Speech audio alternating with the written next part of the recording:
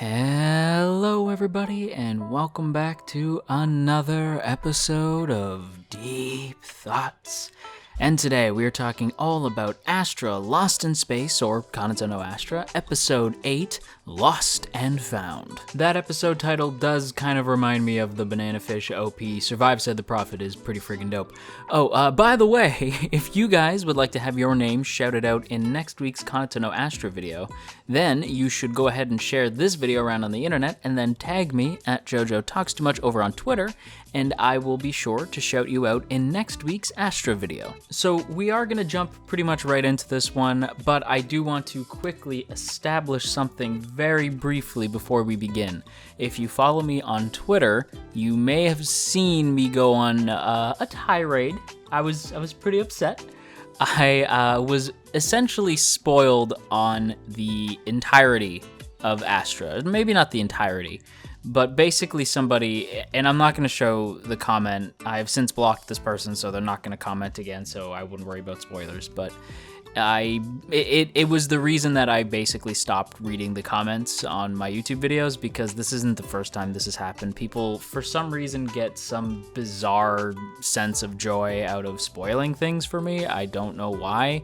Not even just for me, just for anybody who happens to be cruising through the comments. It's really not cool, and I have since stopped reading the comments because of it.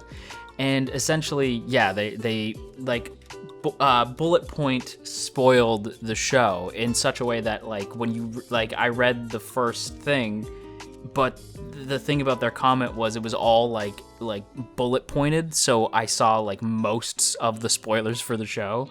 So I don't know everything, but I do know sort of bullet point what happens on the show. It's really uncool. If you're on the Patreon Discord, you would have seen me like actually link the YouTube comment. It was incredibly not cool, and it did spoil the twist reveal at the end of this episode.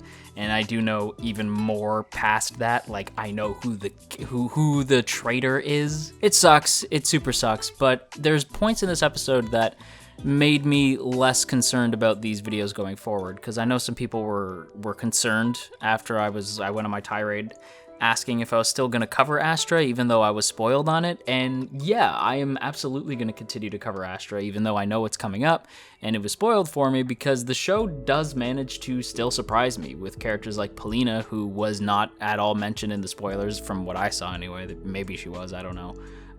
But yeah, Paulina wasn't spoiled. The Zack and Quiteri thing wasn't spoiled, although we will get to that.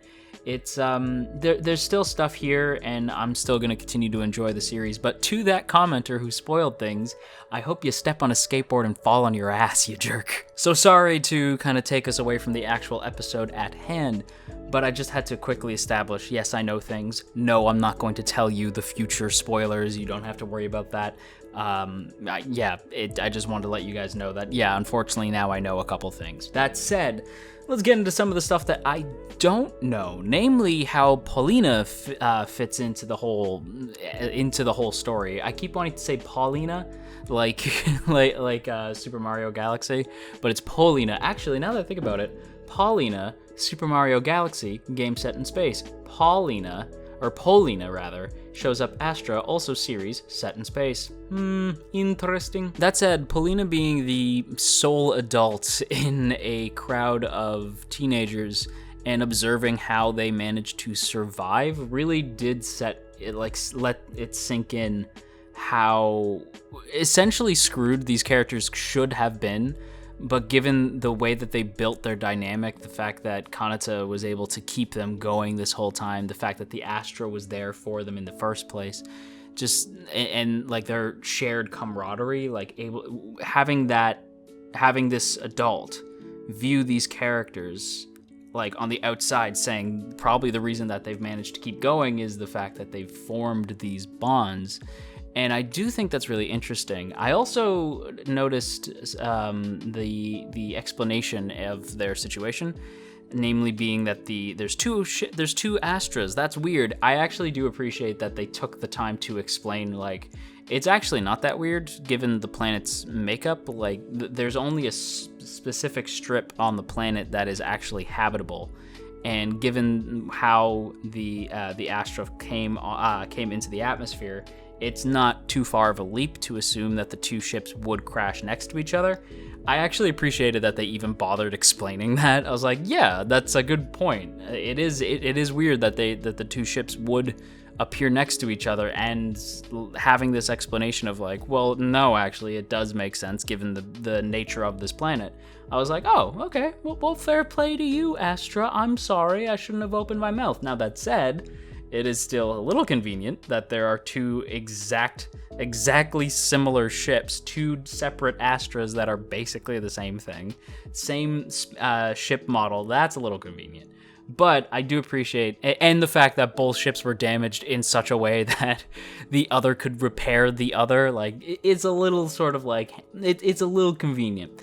But at the same time, I do appreciate that they did bother to explain away most of the convenience. It's one of the things that harkens back to the earlier episodes of the show, and that being how the show is able to sort of explain itself away and set up these sort of like Chekhov's gun situations where they set something up in the background and then it comes back around later on in either a future episode or later on in the same episode and pays itself off. And as seems to be the nature of this show, we get to see some of the wildlife of this particular planet. Now, nothing will beat the groupies or the gruppies, whatever you want to call them, those adorable space chocobos from way back. But I will say that the designs for the creatures on this planet, because we do have creatures, we have those giant beanstalk things, but we also have these, what you're seeing on screen now, I don't even know how to explain it. It is unsettling, and Kuteri screams like Finn when she sees them. I couldn't help but notice. I was like, man, that's an accurate scream. That's how I would react if I saw that. Just Ugh, so creepy. These sort of plant-animal hybrids. The fact that these plants have, as Sharsk says, they have human-like hearts. They actually have like organs in them. And just saying that for some reason really makes me unsettled. The idea of a plant with like animal parts in it, just no thank you. No thank you. I want nothing to do with it. I miss the gruppies. I miss the gruppies so much. I would rather this planet be filled with gruppies. Actually, no, I don't, because then they would be dead. The aliens in this show, man, they kill me. You know what else kills me though? Straight up, like actually stop my heart for a second. The Zack and Kuteri scene. It is so well done. I loved seeing Zack's backstory. I am very curious to see if we're gonna get any more backstory between Zack and his old man.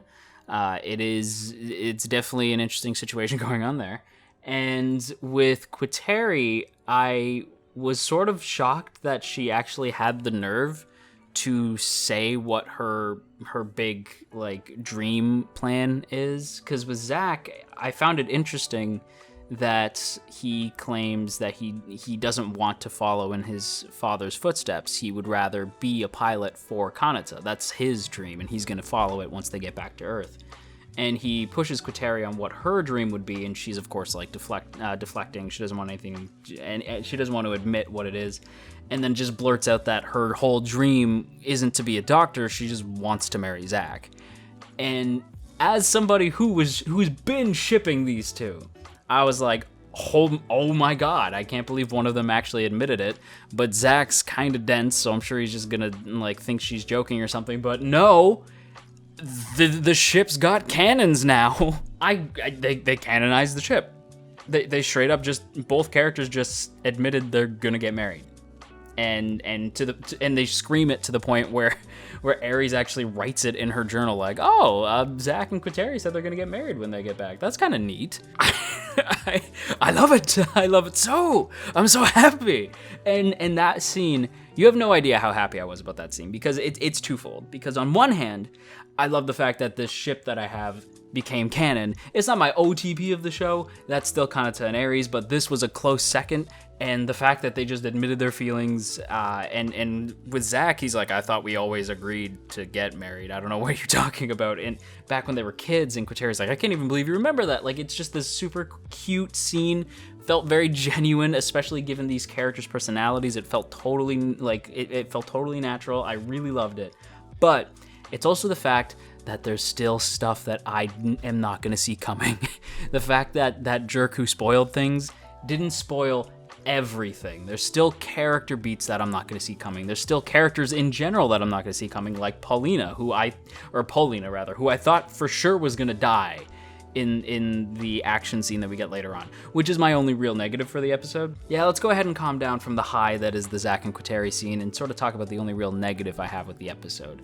And that is that the action scene, while intense, did feel a little bit tacked on and sort of nonsensical. Like, it felt sort of silly to have Kanata just pole vault onto the beanstalk to get a dog tag back for Paulina, who I'm sure would have been like, it sucks that I didn't get the dog tag of my fallen friends, but obviously the lives of you kids are clearly more important, so it's fine. So to me, I was just like, that's a little silly. I'm not saying that I wanted Paulina to die there. I was like absolutely certain she was gonna die there, because I figured, like, there's no way they're gonna keep this character in the cast, but they totally are, and I really like her. I want to learn more about her, so I'm happy she's not dead.